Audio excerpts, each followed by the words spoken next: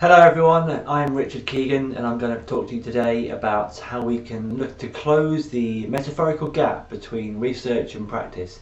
It exists in all fields of science, and today we're going to focus on the gap that exists in sports psychology. I work here at the University of Canberra in Australia, where I am a practitioner in sports psychology and also a researcher, and of course I teach sports psychology as well.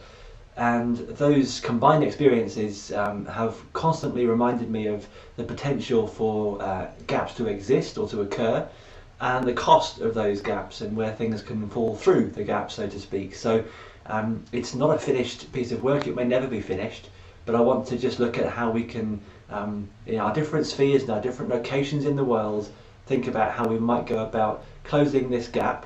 And first that means defining what it is, and then unpacking what the costs and consequences of it may be.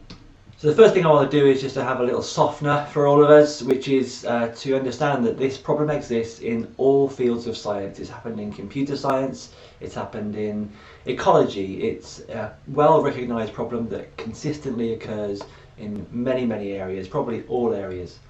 And to a large extent, there's not really any individual person who's to blame. So either nobody's to blame, or we're all to blame because we're all kind of coexisting with this issue. It's constantly there, and to some extent the way we just fit into existing systems allows this gap to happen. So it's a structural issue, I suspect, and so we're either nobody to blame or we're all a little bit to blame, but it's not like a personal attack on anybody whatsoever. It's very difficult to avoid because it's baked into the systems that we use. I'll try and show you how the reward structures and how the kind of operations of research and applied practice are so different as to effectively be different worlds, even within the same sphere, even within the same field of science. And so if history has brought us to this point, and it brings many fields of science to this point repeatedly, then we could fruitfully explore what needs to be done to change it or to reduce the impact and the costs of the gaps between practice and research. It's been an interest of mine for a while, so I wrote a little piece before the World Congress of Sports Psychology in Seville a couple of years ago, and I also contributed the chapter in the Peter Hassman et al. Book, Rethinking Sport and Exercise Psychology Research, where I just tried to expand on the nature of the issue, and again how it happens, how we can see it, and what we might be able to do about it. And so some of the themes from those papers are repeated here, and then my thinking has continued to evolve slightly so I can offer some more solutions now, whereas I think before I was offering solutions at a broader level, at a more abstract level. So this is a historical issue which has been permeating even sports psychology since at least 1979, when Rainer Martins wrote the famous Smocks and Jocks paper, which was very critical of the nature of research and how it was not really deemed to be suitable for handing over to applied practitioners. And that was obviously well noticed, and people picked up on it, and Rainer Martins, is a very influential writer and researcher, so it was noticed. But then even in 2006, Robin Veely basically revisited those papers and still found many of the same problems. And so here we are 14 years later, and there's every chance that that problem still persists in our field. And the prevalence, for example, of psychometric questionnaires, structural equation models, cross-sectional samples suggests that actually there are many elements of current sports psychology research that aren't that suitable for handing over to practitioners ready to be used. And equally, the accusation might be levelled at practitioners that maybe it would be better to use more research, to engage more in research, but of course it's locked behind paywalls in many cases, or very hard to access. So the nature of our field continues to push researchers and practitioners apart.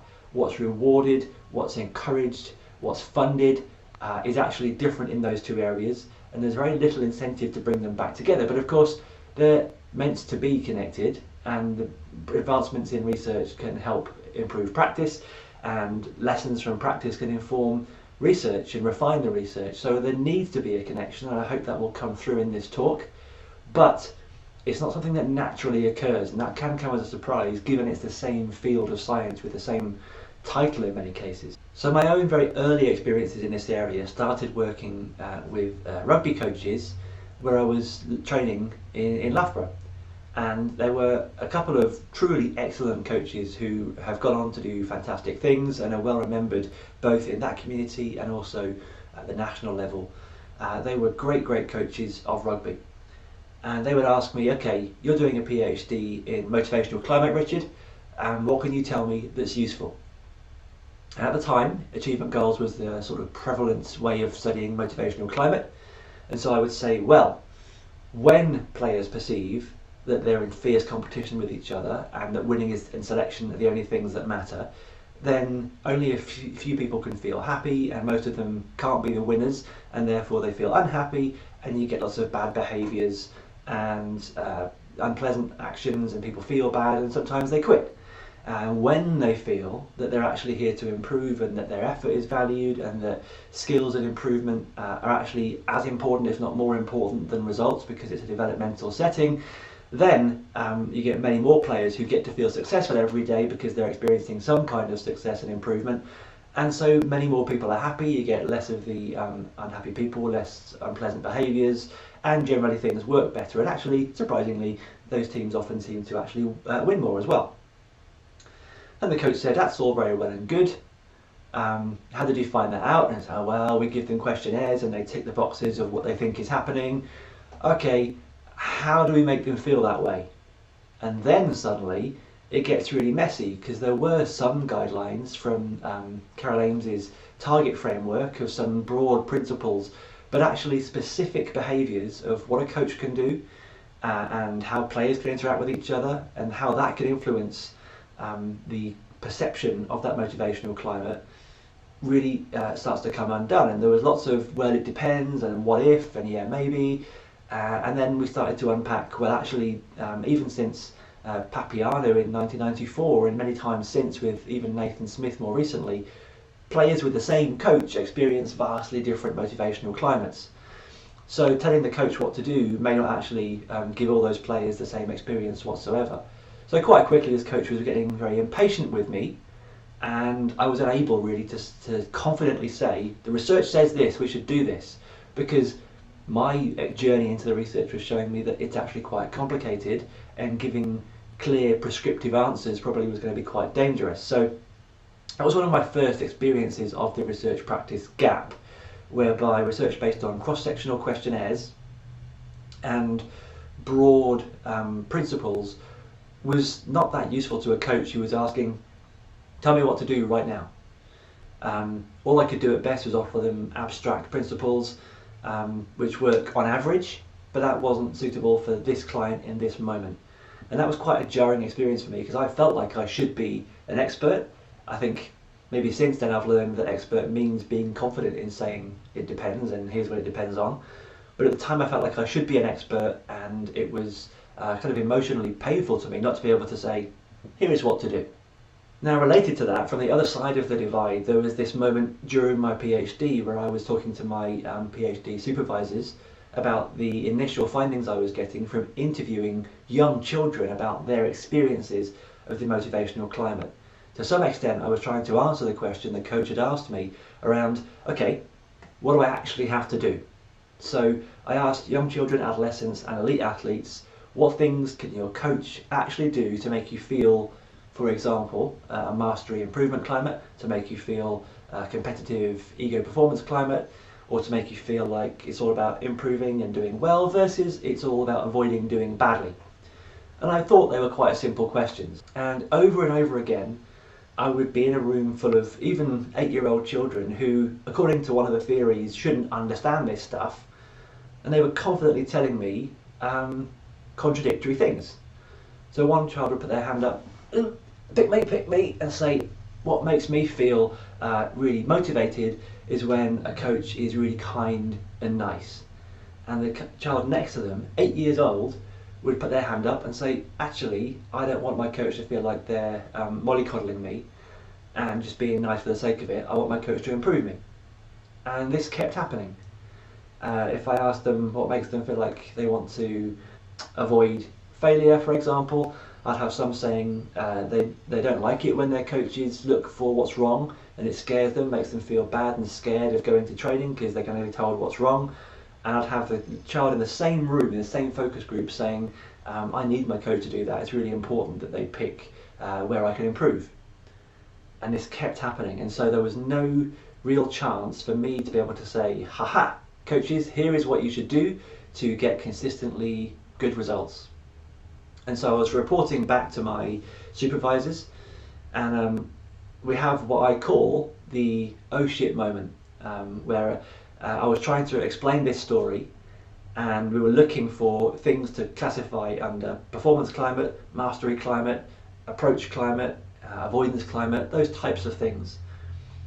Objective things that an observer could see if they watched, or that you could tell a coach to do, and that they would more reliably work. And I kept saying, it doesn't work. Here's another quote that contradicts. Here's another quote that contradicts.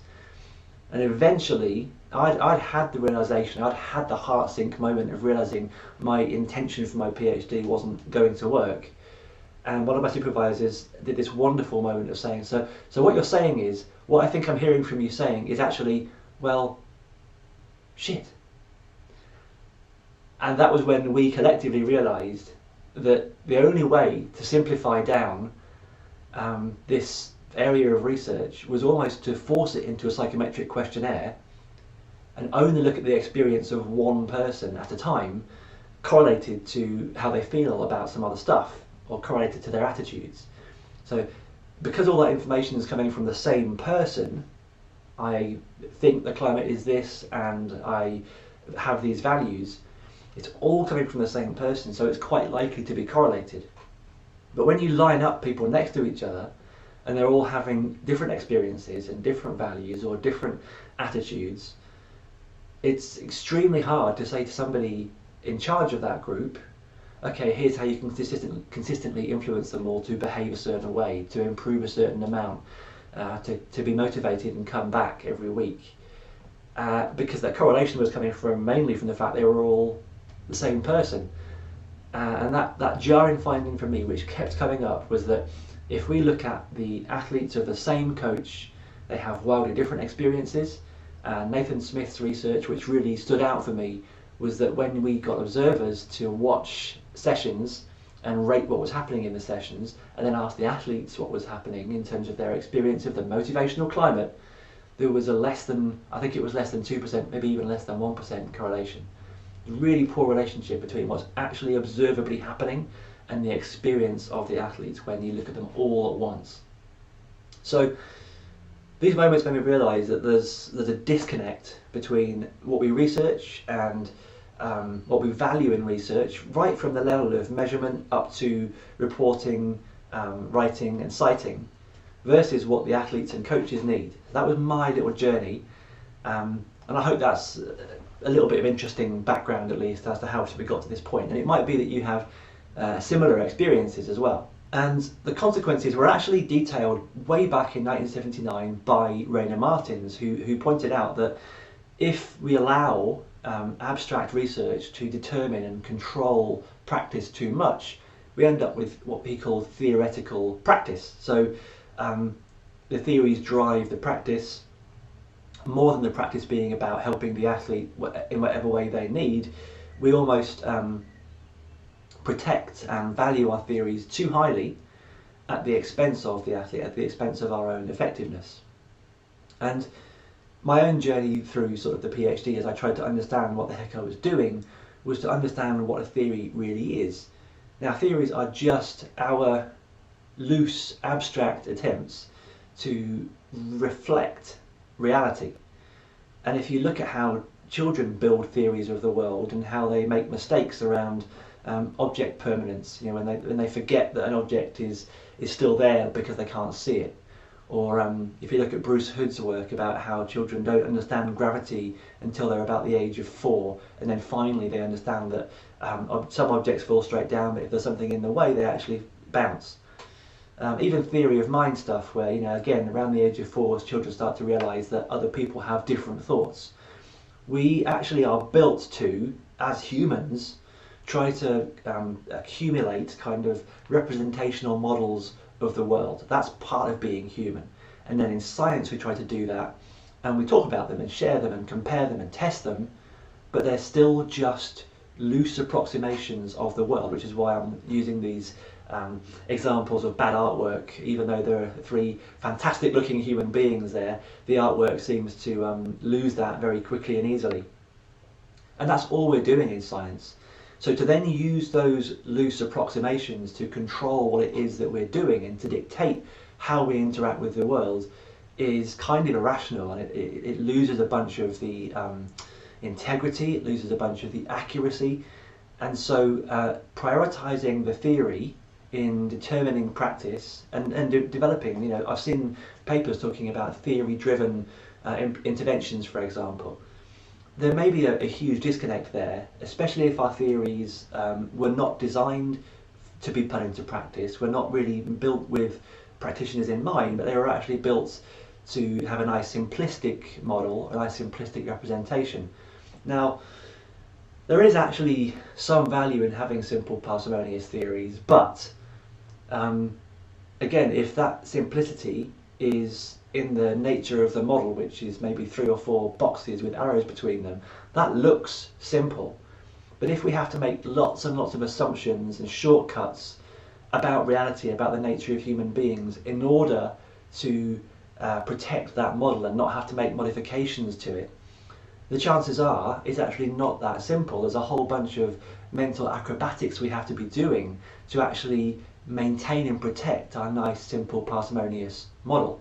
So perhaps actually it's simpler to, rather than thinking about the headline picture in the textbook, but on top of a really complex network of difficult assumptions and measures, to actually look at from the ground up, from, you know, ontology, our beliefs about the nature of the thing, about then how we study the thing, epistemology, up to how we actually interact with it.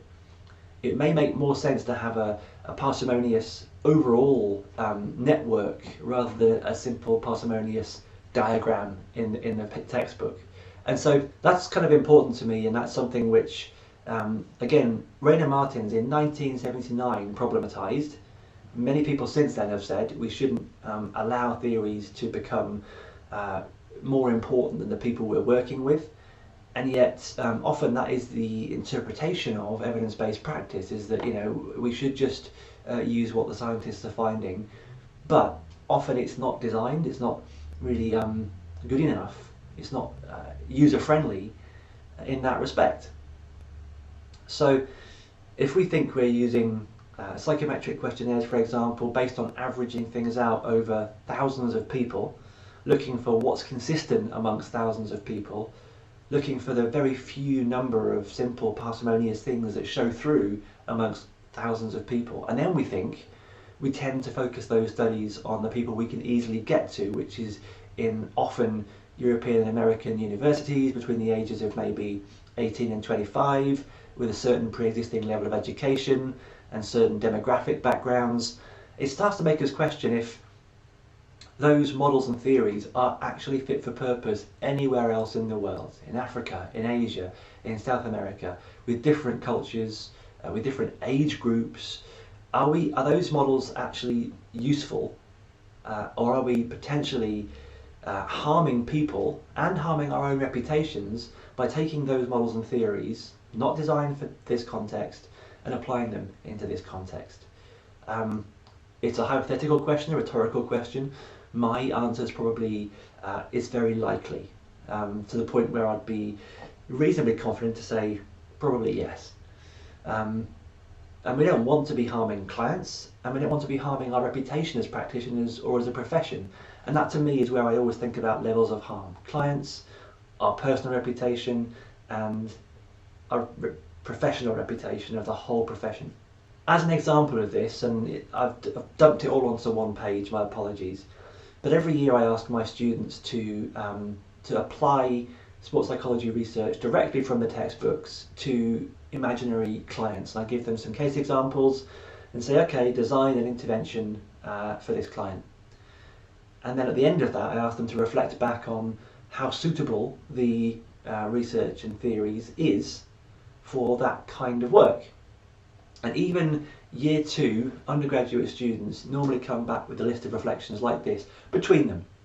So there might be 30 or 40 in a classroom and maybe a couple of hundred in the whole class, but between them they'll be able to point out there are actually many theories for every single topic. Many theories for anxiety, they still use the inverted U sometimes.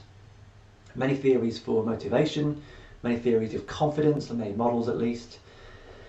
And even if we discount some for being too old, there's still too many, and so how do we pick the one that best suits the client? And they're, of course, year 2 undergraduates going, we don't know. How do you pick? And then they point out that the basics of each theory can apply to almost any athlete. So if they're trying to, as they sit there comparing, well, you had the tennis player and I had the football player, they realise that they've actually shoehorned the athlete into the same theory sometimes, even with different sports, different problems. They said, oh, you use that theory too. Oh, gosh.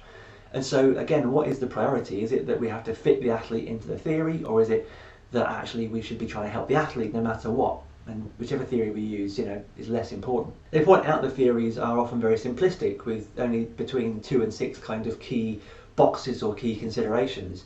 And they're pretty astute in saying, even from this one-page summary, I can tell my athlete is more complex than those, between 2 and 6 things. So what do I do with that other information? Do I ignore it? Do I just sort of omit it from my thinking?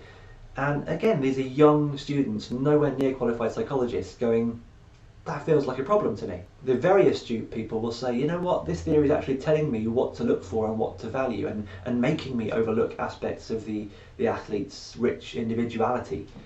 And that doesn't feel right. So, it tells me what questionnaire to use and I guess therefore which things to ignore. But what if I don't want that? What if the case notes themselves tell me other stuff is important, but by picking that theory, suddenly I can't look for those things? Now, that's pretty smart stuff for year 2 undergraduates, but they normally detect that. Most of them point out the theories aren't sort of tailored to different ages, backgrounds, competitive levels, personalities, whatever. They say that if I only use this theory, I'm basically forced to ignore a bunch of stuff about my athlete. And most of them are also quite astute in pointing out that even very famous popular theories, achievement goals, self-determination, Bandura's self-efficacy, actually suggest numerous interventions. If you apply the theory to the athlete, and if you really try and sort of map it, you still normally find multiple things you could do with that athlete that wouldn't be that different to the next athlete. So again, what's more important? Is it just the theory says do this anyway, or is it that this athlete has a unique particular set of problems? Because if we're just going to use a theory anyway, it doesn't matter which athlete is sat in front of us, we're just going to use that theory, and it says to do this, so off we go. So that failure to discriminate may begin to reflect why even young students, but certainly many practitioners, feel that what's coming out of the science isn't what they need in real world. And of course, most of us have had a different oh shit moment when we leave university with all our qualifications and go into applied practice, and very quickly realise that all of our favourite theories and most of what we got taught about research is utterly useless sat here in front of this client right now. For me, that was in parallel to my PhD, because I was at a sporting university and I could get supervision as a practitioner right there and then. But for many of us, that's the key moment we realise that there is a huge disconnect, and it happens in all areas of psychology, so don't feel that it's unique to sport. But in clinical, in sport, I hear the same story time and again from early, junior practitioners. Whoa, this is different. And it's scary and it's unpleasant to train so hard for so long and then find out that a lot of it isn't helping. So another consequence would be that there are too few actual practical theories. And actually that's a huge shame, because theories are designed to be practical, useful tools. That's the intention behind theories, and you can trace that all the way through the history of science. They're meant to be just tools, and the priority should be solving your problems. So whatever we're trying to do here, we use the most appropriate tools. The tools are replaceable. The solving of key important problems is actually more important. And so that goes all the way through the history of science, because they're just representational models. And of course, to therefore So take Stephen Hawking's quote, all they actually have to do is to capture the array of observed behaviours and explain what's going on. There's only two things theories do, and many other things don't do this. So models and frameworks typically don't do this, but theories should explain in terms of how it works, whatever observations you're seeing. And then they should make predictions about what should help. That's really it. So when we see lots of people talking about models or drawing diagrams in seminars, especially in sort of business worlds, a lot of them are just kind of heuristics, helpful things to have in mind, but if they don't explain a whole range of observations and make predictions about what should happen and what should help, they're not theories, they're something else. And while, to fast forward to the end of the story, it's impossible to truly, conclusively falsify a theory in one study. We do try to accumulate multiple attempts at falsifying theories, and ultimately we can, if we try and test them to destruction and we fail, then they're pretty strong. But if we never even try and test our theories to destruction as scientists, the chances are we're just building our own little empire and trying to make ourselves famous rather than actually advancing human knowledge. So have a representational model, have one that actually explains most of what you're seeing, but then try and extract from it predictions about what should help that could be proven wrong. So they're actually brave predictions. That characterises what a good theory looks like all the way through the history of science, and that debate's happened many times, but for me, Karl Popper articulated it best of all. And so my translation of this kind of debate, which I've put in italics in the middle, is that theories are to help us solve problems, and the way we apply them, the people we apply them to, we shouldn't be fussy about protecting the theories. And yet, if you look at Popper, Kuhn, Lakatos, all the people in that history, in the sort of mid-20th century debating how science should work, they realised that often we were just protecting, as researchers especially, just protecting our pet theories and our favourite theories. And of course, that expectation was transferred onto practitioners to an extent as well. Rather than trying to maintain a theory and fit people into a theory, and if anything, building contingencies, so sometimes we can explain problems away by saying, well, here's an exception to that rule. Maybe we should just be unfussed about that and focus back on the clients and the real world problems and only use theories like we use a toolbox. And so the trick becomes choosing which tools to use rather than only using one tool. If you only have a hammer, everything looks like a nail. The sharp-eyed amongst you will notice that there's another problem on this page, which is that all the pictures are of middle-aged or old European-looking men. And that's a whole different problem that permeates the history of science that might be too big for us to grapple with today. But it's certainly something I want to recognise.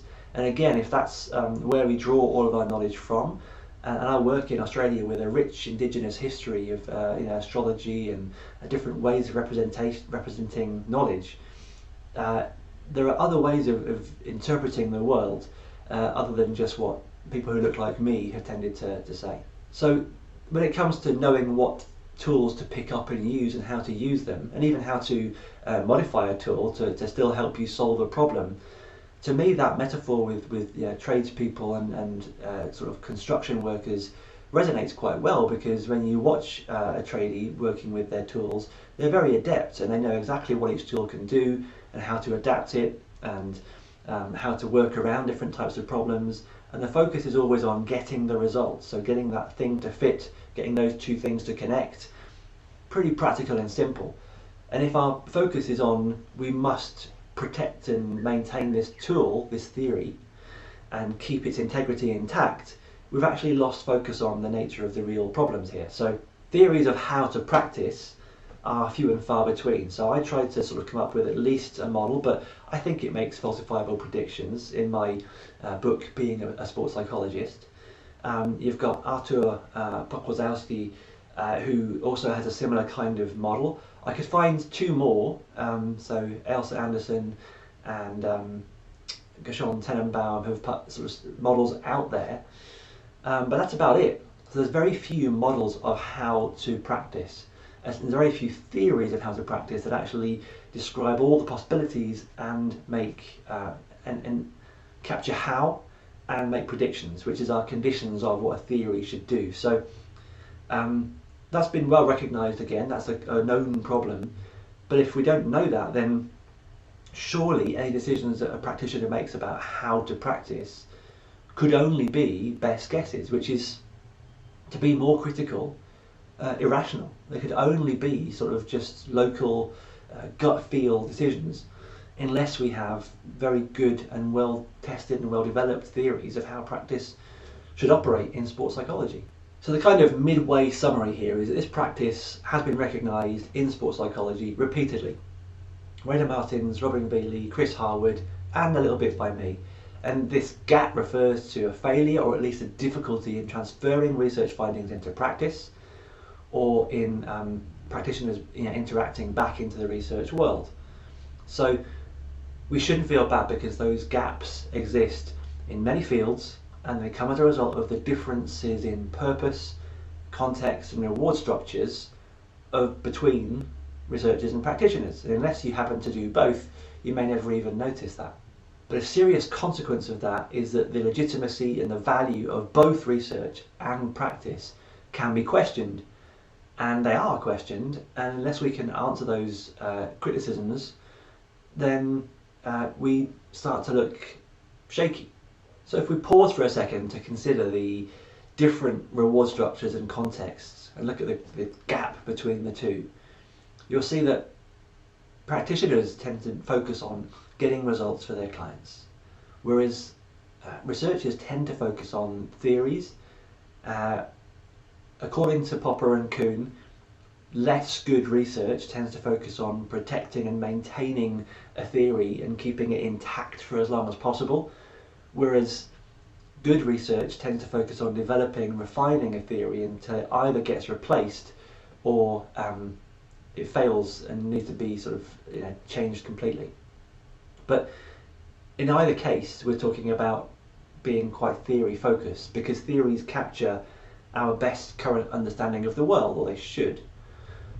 So those models that explain how it works and make predictions, you can either protect them faithfully or you can develop them, but it's theory focused.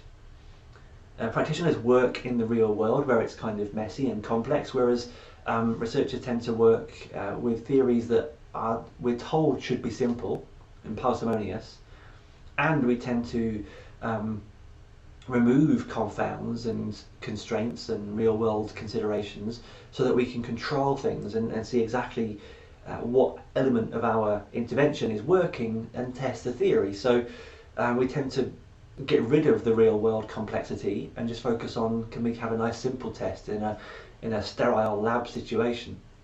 So that can be a problem too, because that very quickly loses ecological validity and therefore questions the real meaningfulness of the research. Practitioners don't have that choice. They have to work with complexity, with intersectionality of people from different backgrounds who sit across different worlds sometimes, and that's the real person sat in front of you right now. So typically a practitioner would have quite a good reason to just change anything or recommend changing whatever seems to work, even lots of things, because we want to help this client. Whereas researchers would tend to say, let's do one thing at a time, let's do pre to post comparisons and see if they're effective, and let's have nice clear measures. Practitioners again probably wouldn't have that luxury. A vital difference to me is that researchers tend to write papers for other researchers, and that influences the motivation of what's written about, how it's written, and where it's published. Whereas in contrast, practitioners rarely ever write about what they do. Often it's viewed as kind of intellectual property and to be protected and private, and it's therefore it's hidden behind, it's not written about at all actually, never mind hidden. So you get researchers writing for other researchers behind paywalls, usually in journals. Some try and put it in open access journals.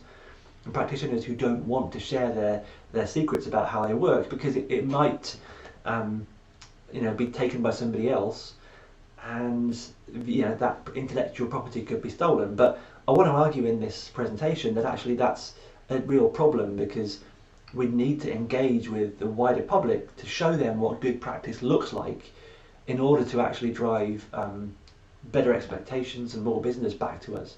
So I think it's important that we actually do practice in public so that the whole world can see what good practice looks like in sports psychology. And I don't think we would lose business, because I still think that the quality assurance offered by regulations, by qualifications, actually protects us and is valuable. It actually holds value above and beyond what somebody without regulations and qualifications would offer. Even if they knew most of what we knew, I still think that those qualifications are actually a key element of the value proposition.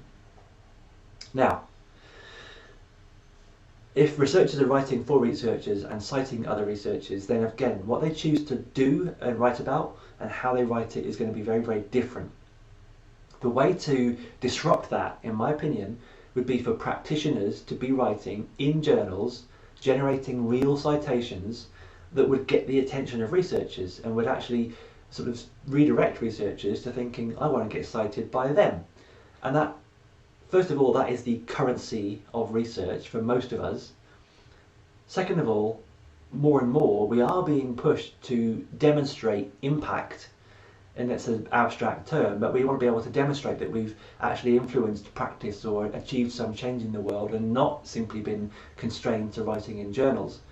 So if we're being cited by applied practitioners and they're showing that they've actually changed their practice, for example, or got better results, that would be wonderful for a researcher to put in their CV or in their application every few years for research quality, to show I got real impact here. So we need somehow to game this system, and one way is for practitioners to write articles that generate real citations.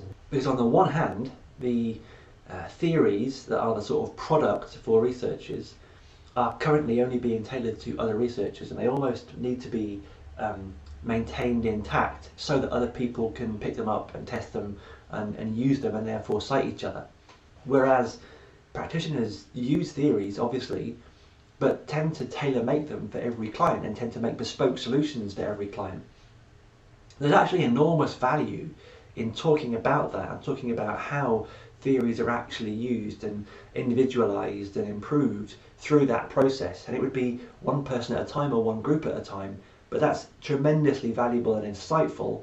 And it might be that if we were able to team up the people doing that work with people who are quite happy writing about it, we might see real huge improvements, because we're no longer just focusing on theories and clean tests and protecting our theories, but actually showing how they can be just tools that we adapt and tailor make and innovate with.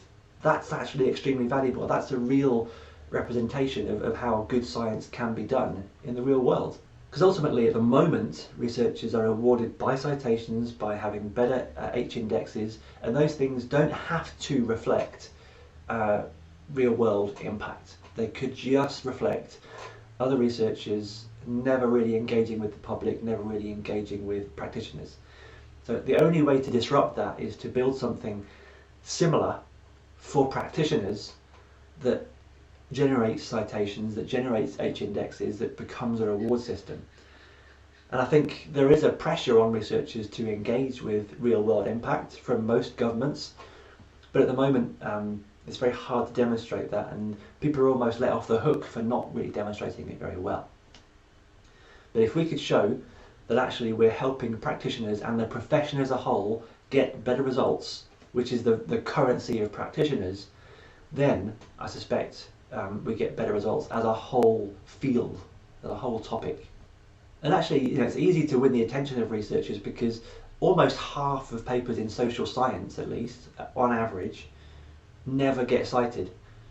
So half of papers might get read a few times, but there was one in some areas, in humanities subjects, for example, they were able to show that many papers were only read by the authors, editors and reviewers, and almost nobody else.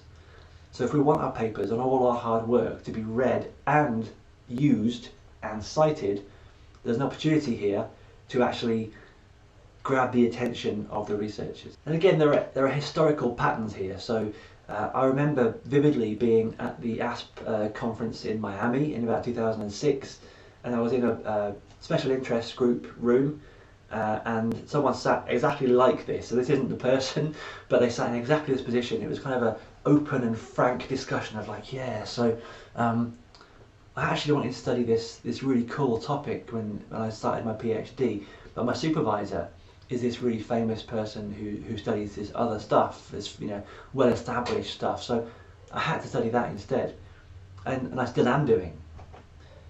And to me that was a huge shame, but that is how the structures of research are currently built. And so we need to think about how we can break away from that, how we could persuade supervisors, researchers, senior people in universities to be open to supervising applied work, supervising applied PhDs. And you see examples of it. So Liverpool John Moores, some of the universities in England will offer professional doctorates where people are asked to practice while researching and do research about practice. There's a model there that we could use. It's actually surprisingly rare, I think, around the world, and it might be something we could actually pick up and adapt to each local context and get better value. Because if we just stick with what's on offer, most of what we see will be repeating the same patterns. So obviously if there is a gap, which I've tried to make the case that there is, then the best way to bridge that gap is to try and build from both sides of the divide. And so what that might look like is researchers researching about applied practice, and researchers where they do research trying to explicitly offer practically useful research and theories, and practitioners being research informed in their practice. But the issue of evidence-based practice has itself caused some conflict in sports psychology in recent years, so we want to be careful about that and more informed in how we look at it. But ultimately, if we could, as a simple initial thought, get practitioners writing and citing, and somehow get researchers even more engaged in real world problems, because most researchers would say my research is applicable in the real world, but that isn't how it's experienced by people in the real world. So something isn't connecting at the moment. So to me the benefits of this are obvious. We would understand applied practice much better, and it would no longer be this mystical craft, the art and craft of practice. It shouldn't be that. This is meant to be a scientific discipline, and I think we should be able to, I've always said, we should be able to stop somebody mid-practice and say, why did you do that? Well, what are you doing right now? And actually get reasonably rational, scientific sounding explanations. Maybe not perfect, but it should actually sound like it's coherent and it makes sense in relation to some underlying assumptions, some assumptions about how to influence the thing you're working on, and then the things you're doing at that point in time. That's in my book, and it's always been how I tend to think about the world.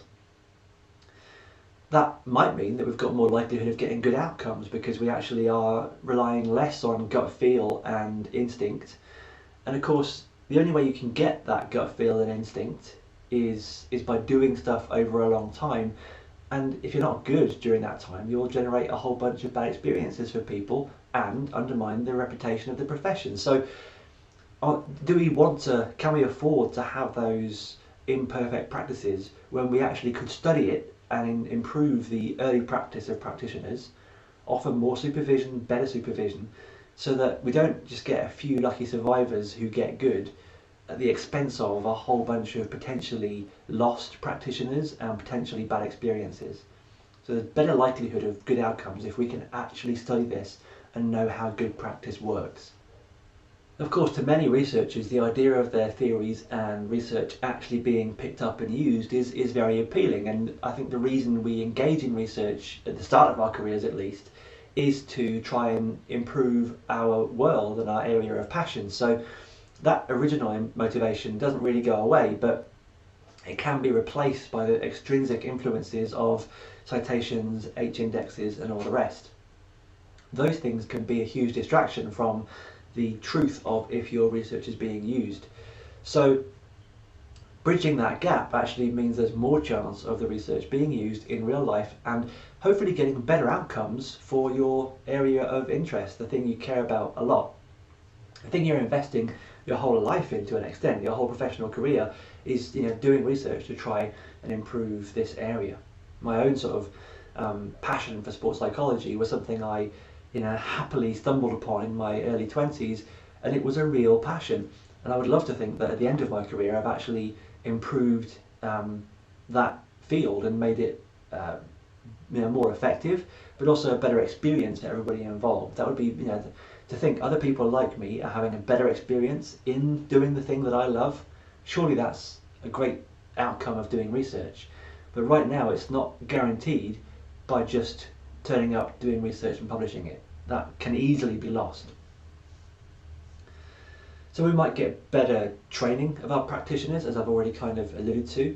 And I think for me an important thing is we might get more transparent, accountable practice, so we can actually make informed appraisals about if someone's doing a good job or not, which is useful during training, it's useful during real world practice.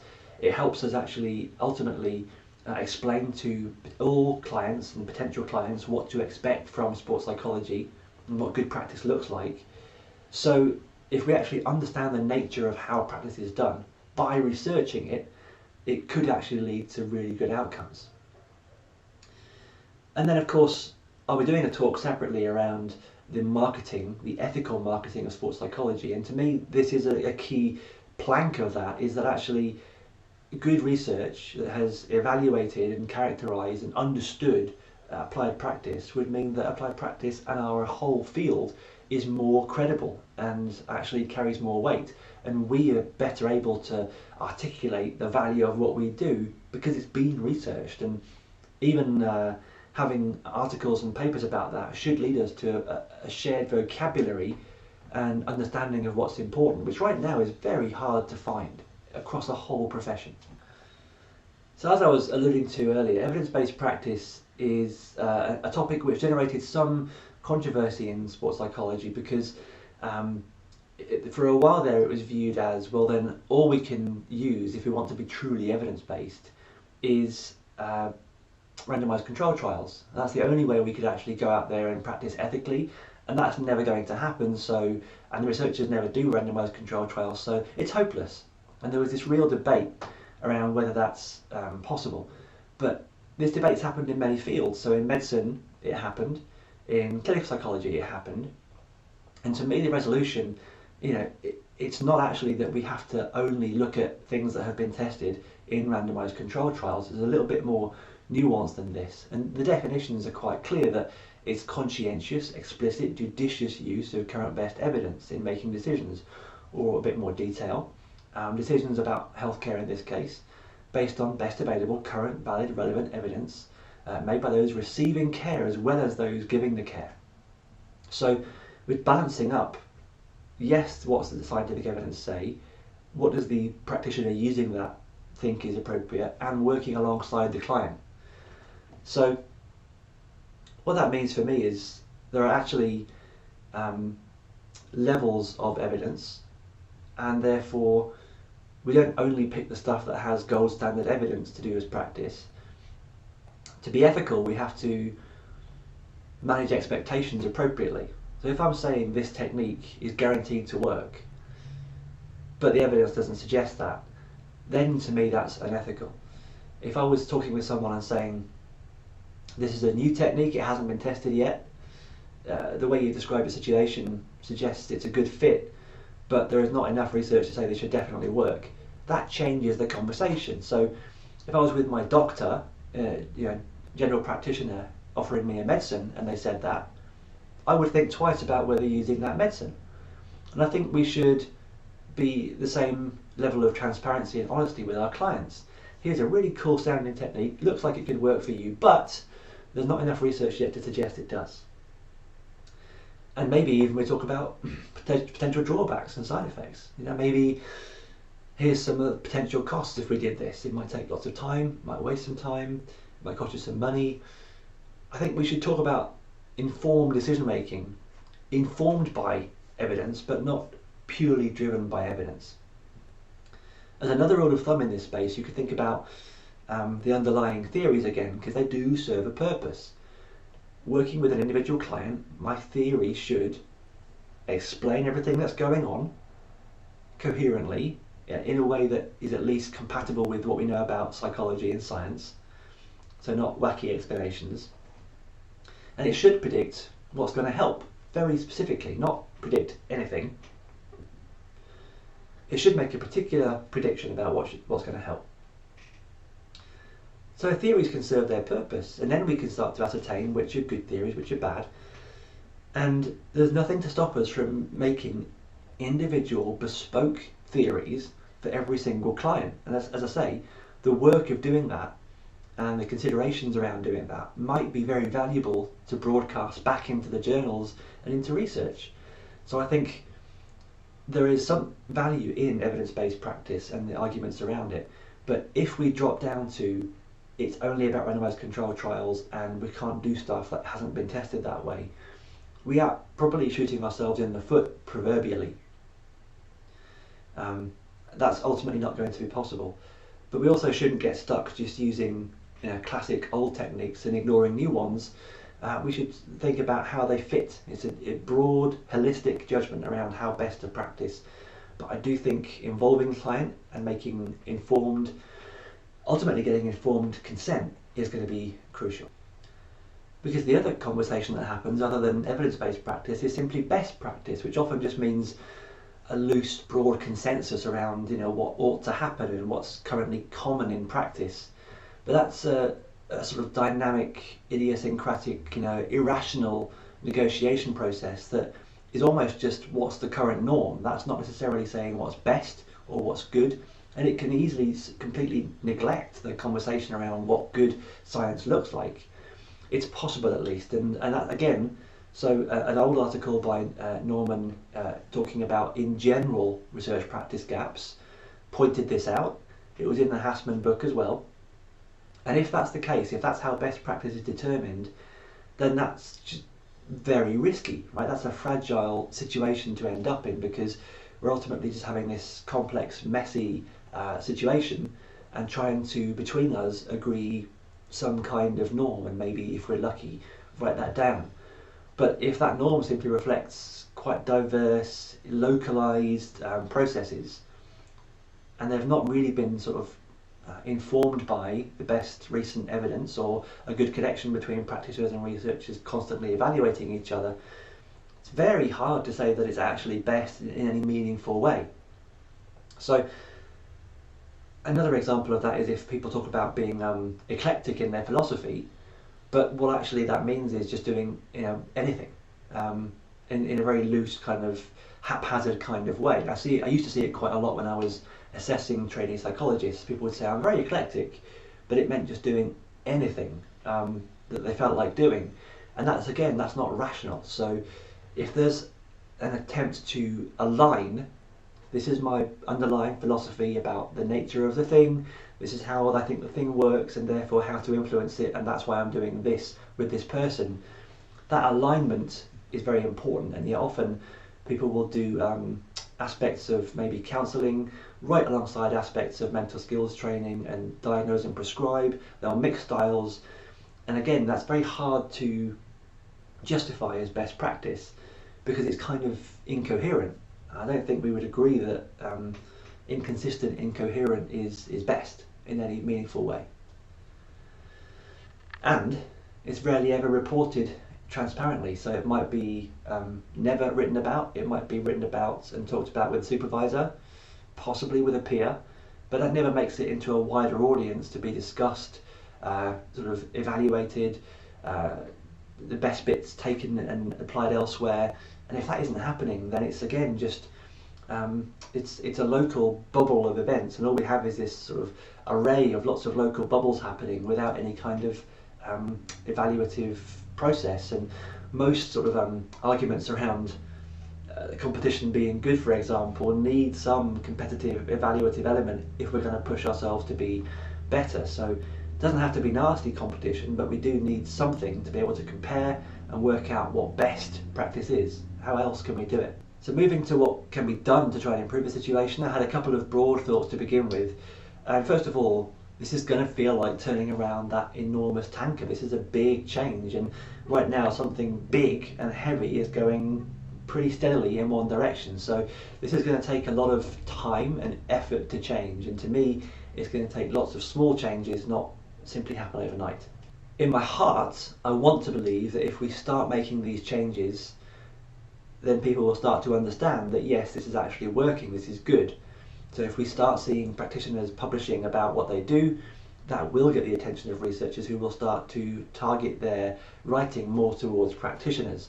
Whereas right now you often see the implications section of a discussion just being either missing, pretty fantastical guesses, or totally unconnected to the findings. It just speculative jumps way beyond what the results can justify.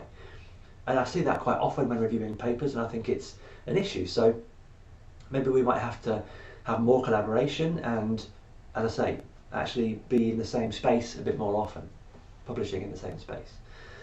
But I want to think if we start making these changes, it'll be recognised, because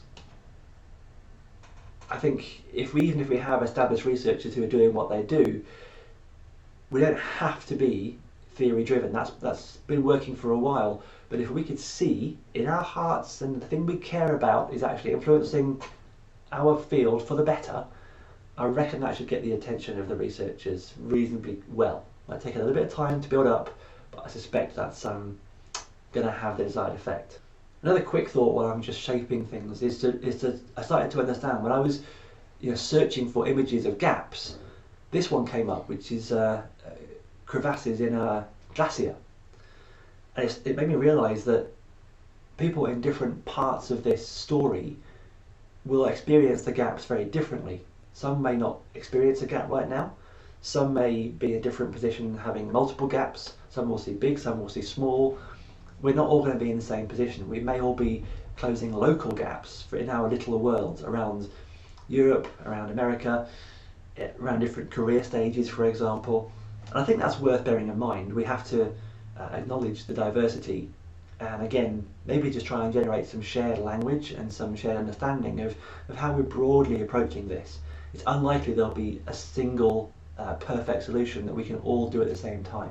But in the broader sense, I think the way forward is to move from theoretical practice, where we fit things into boxes and look at equations like this, to actually think about practical theories that are more like tools to be used and adapted as needed by the person solving the problems, and then eventually progress to scientific theories and understanding of how people choose those tools and how they adapt them and innovate with them.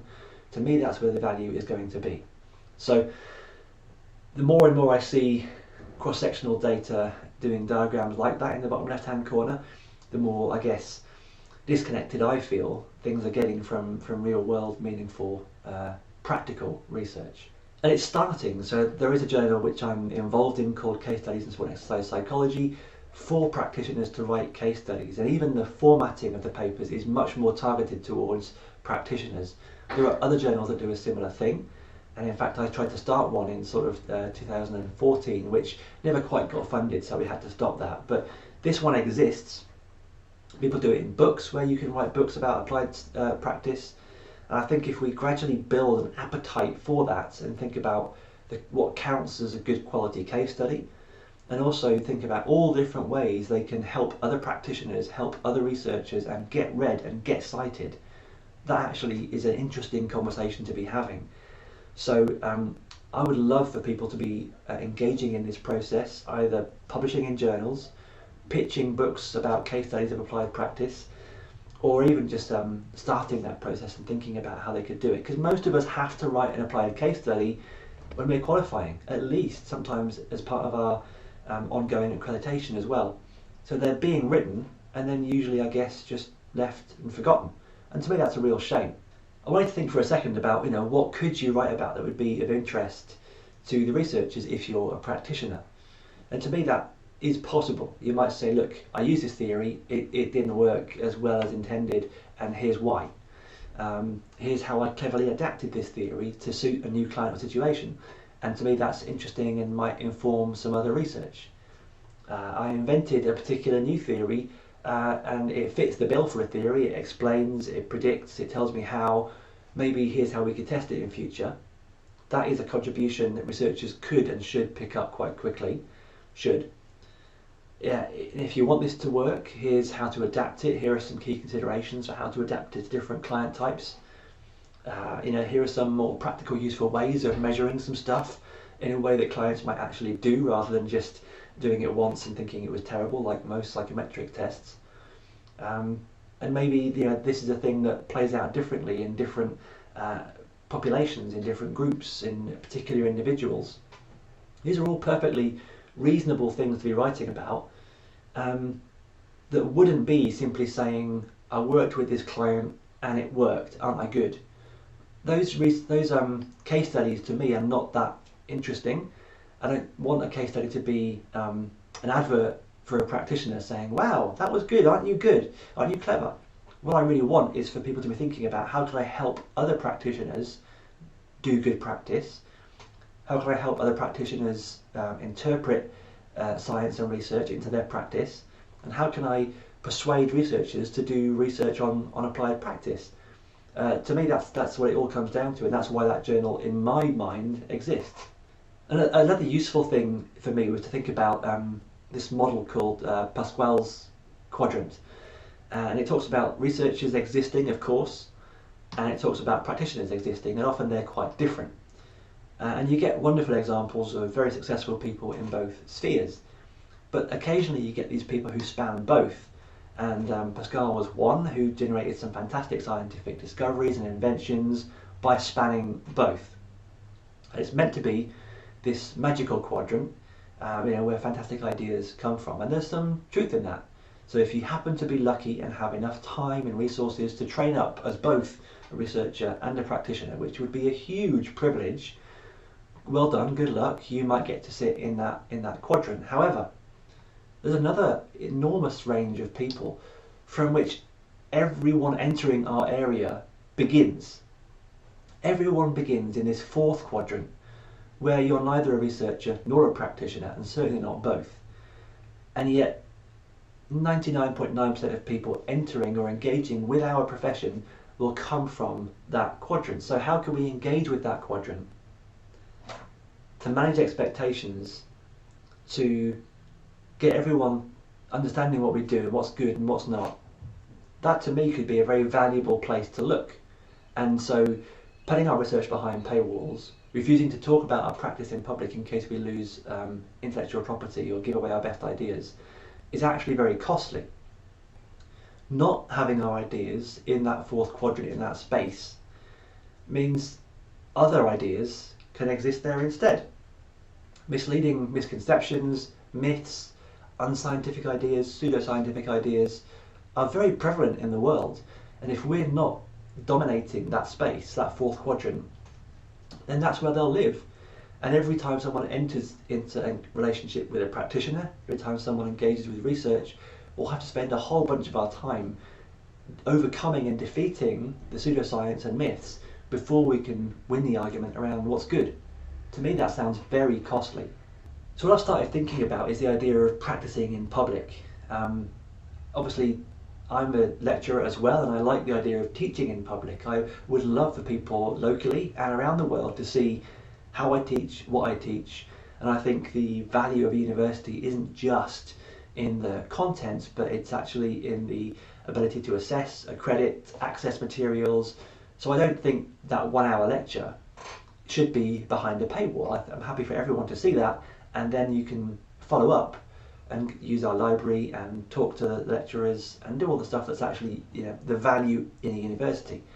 At the moment people disagree and I'm not allowed to do some of my lectures in public, but it's always happened. In medicine there were these enormous galleries where they did dissections and showed how surgeries work.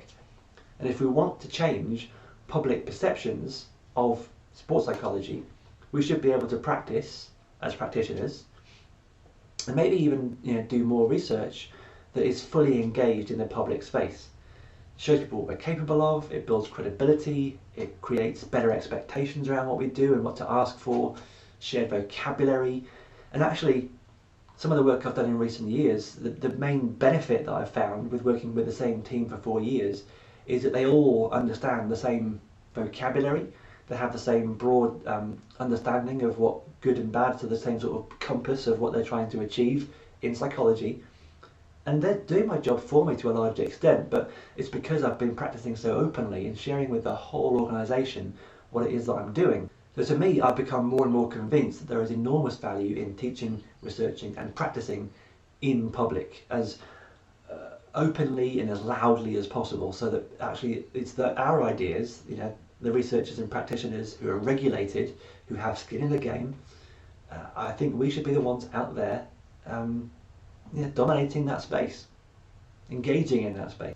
As an example of that, about a year ago I went through a presentation where I showed a slide just like this and tried to get everyone to vote for what they thought was the best practitioner. And at the start of the talk they would normally say on the left hand side, they all sound like cool, sexy things to look for in a sports psychologist.